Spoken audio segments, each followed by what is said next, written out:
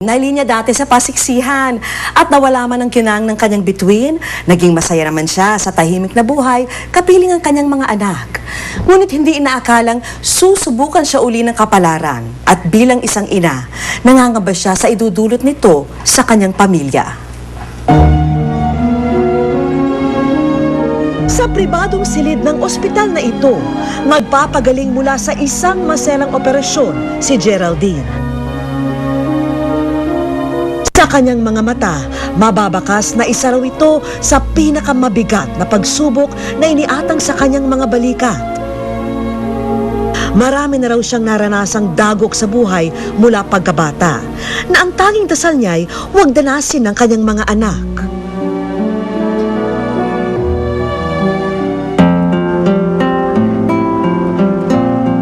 Halos kasing edad ko lang nun si Mama.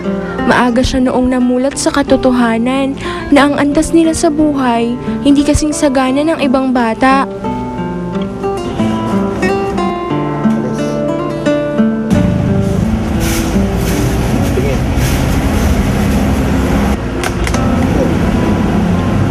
Dahil lunch break yun na.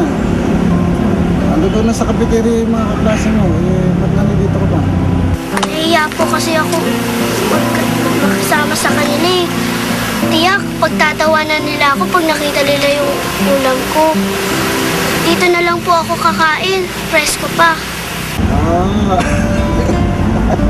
Kaya naman pala. Aba, masarap na yung ulam mo ah. Kuya naman eh, pati ba naman ikaw nakaasar pa? Aba, ate ah, masarap nga yan eh. Dito ka na kumain, ha? Dali. Ito, nais tubig ako rito eh. Ha? Kasi baka mabulunan ka dyan sa pork chop mong ulam. Sige, dyan ka lang. Salamat po Kuya Freddy. Oo, kumain ka lang dyan.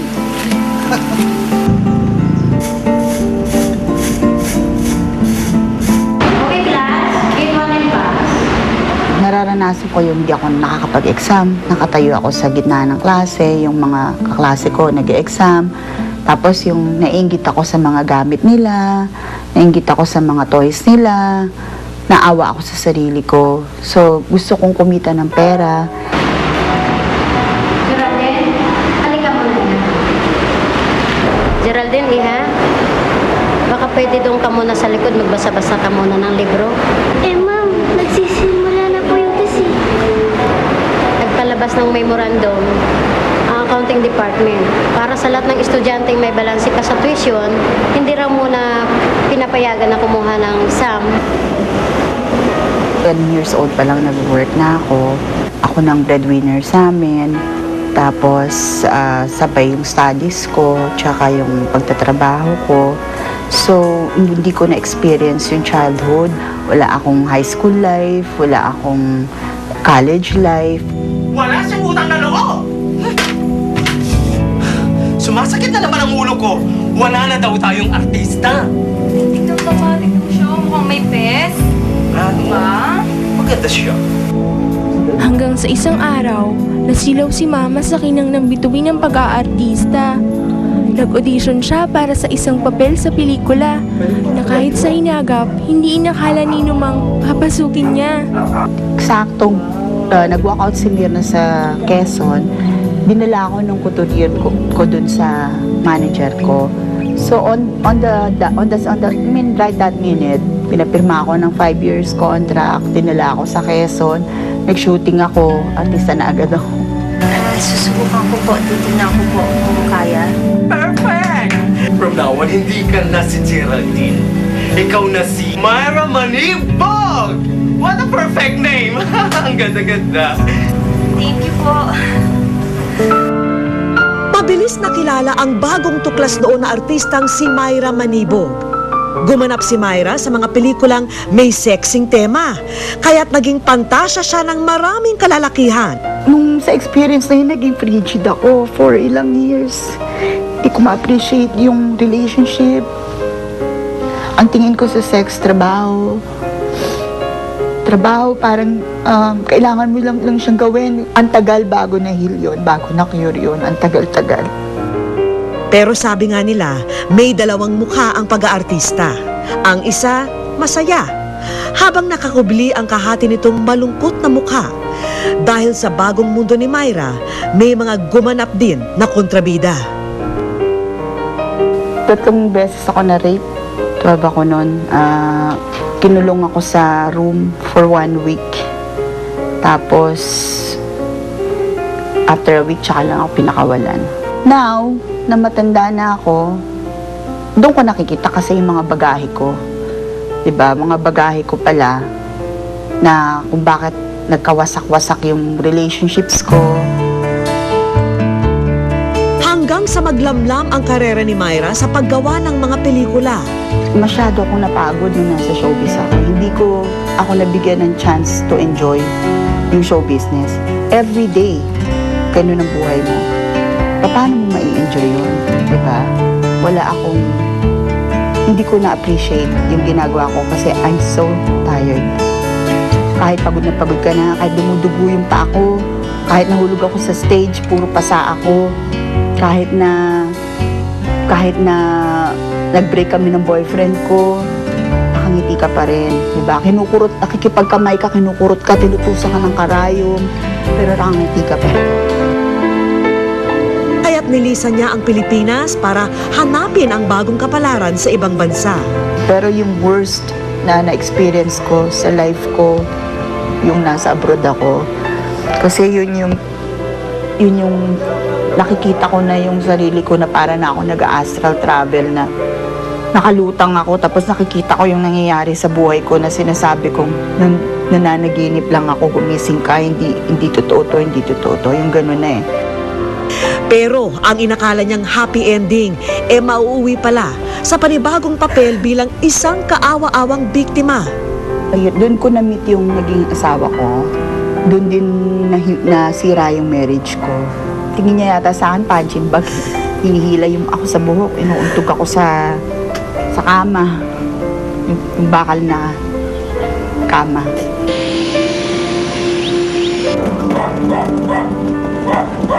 Ito na marahil ang mga eksenang ayaw na maulit ni Mama sa aming mga anak niya.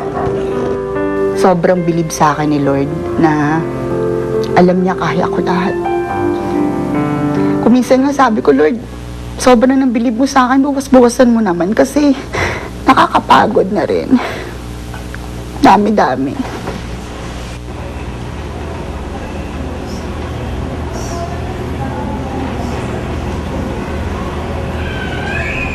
Mula sa pagiging isang sexy star noong dekada 80, malaki na nga ang ipinagbago ni Myra.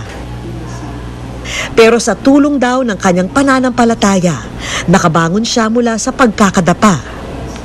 Nagtrabaho ako nung nanganak ako, pagkapanganak ko, si buntis ako nung umuwi ako eh. Nakapagtrabaho ako sa club as manager. Ang pangalan ng club, Impyerno. Impyerno. Tapos, one day lang ako doon, meron akong na-meet na tao. Sabi niya sa akin, anong ginagawa mo dito? Hindi ka bagay dito. Halika, sumama ka sa akin, sabi niya. Tapos dinala ako sa prayer meeting, the Oasis of Love. Doon nag-start yung conversion ko. Ngayon, language coach ako sa isang call center dito sa Clark. Nagtuturo ako ng communication skills, call handling skills, grammar. Nawala man ang tingkad ng dati niyang kasikatan, para sa mga anak niya, si Myra ang nag-iisang bida. Siya kasi ang breadwinner ng kanilang pamilya. Masipag po talaga siya kasi po, lalo na po ngayon call center po. Tapos panggabi pa po yung shift niya, siyempre pagod na pagod po siya. Tapos sa pagdating po niya sa bahay, tumutulong pa rin siya sa amin. Nung bata pa po ako, wala po nung trabaho si Mama. Tapos nagtinda po siya dun sa kantin sa school namin. Kaya niya po magsakripisyo para po sa amin magkakapatid. Nararamdaman ko po yung parang, paano po kaya kung wala si Mama? Ano pa kayang gagawin namin? Pero kung tapos na ang script niya sa mga pelikula, sa totoong buhay, hindi pa. Itong bahay namin, pasensya kayo hindi pa, wala pa kaming gamit. Kamukha nitong silyang to, hiram ko lang to doon, Etong sopa, bigay lang to ng kapitbahay. Pasensya na kayo, ha? Oo. Ayan, tinanong ng aming mga akalan ko, di uling. Kasi ngayon pa lang kami nagpupundan eh. Pero nung bago na ospital si Myra, ito ginawa niya yung Christmas tree. Oh, nagulungkot nga ako pag nakikita ko. Para masaya-saya naman daw ang mga bata. Ayan. Tapos dito nga siya natutulog. Eh, tingnan mo yung kanyang wala pang foam. Oh. Kawawa nga. Isang TV lang ang gamit. Surplus pa. Ayan. Yung bonus niya, yung sa ospital. Kaya malungkot.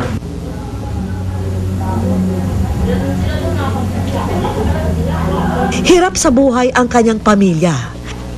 Malayong malayo na nga sa buhay niya noong isa pa siyang artista. Ang malaki yan. Kumbaga napaka-simple ng buhay namin. Simple. Para akong manok na nagtatrabaho ko para may pakain ako sa mga anak ko. Yung kinikita ko sapat lang para sa pagkain nila.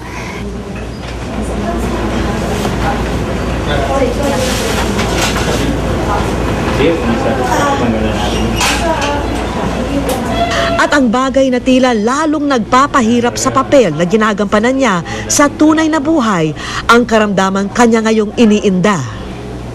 Nagkaroon siya ng bukol sa atay, no?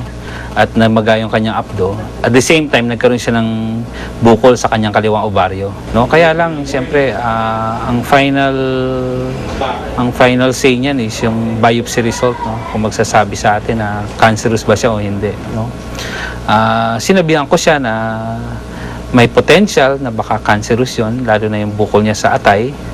At pinagdadasal namin, sana hindi naman. Nakatakutan ko yung mabiopsy yung kanyang inalis sa matres at saka yung sa kanyang liver. Pagka cancer yun, huwag naman po sana. Diyos ko, hindi ko po kakayanin.